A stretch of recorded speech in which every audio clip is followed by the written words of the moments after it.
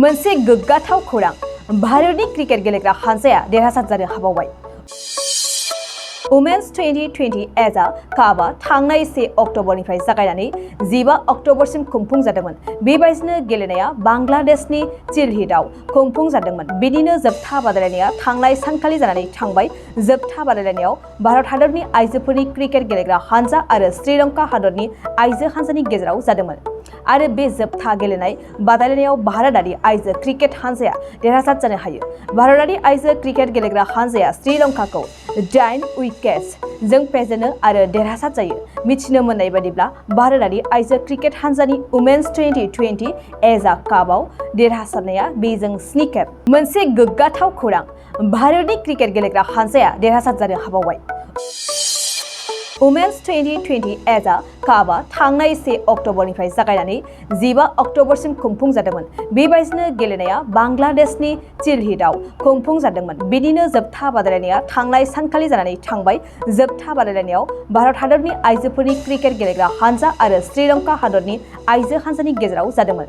आरो बे जोबथा गेलेनाय बादायलायनायाव भारतारि आइजो क्रिकेट हानजाया देरहासार जानो हायो।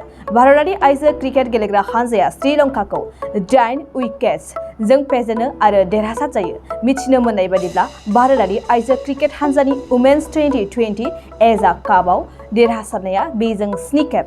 जोलुर मोजां मोनग्राफोरनि थाखाय गोजोनथाव खौरां। गिबि खेबनि थाखाय बिटिआर हालामाव 7थि खेब ISPLआ खुंफुंजागोन। बिटिआर ओनसोलाव लाइमोनफोरखौ जोलुरनि फारसे गोसो बोहोनाय जोलुरखौ जौगाहोनायनि थांखिजों बिटिआर सरकारा बे बादायलायनायखौ खुंफुंनो थिरांथा लादों।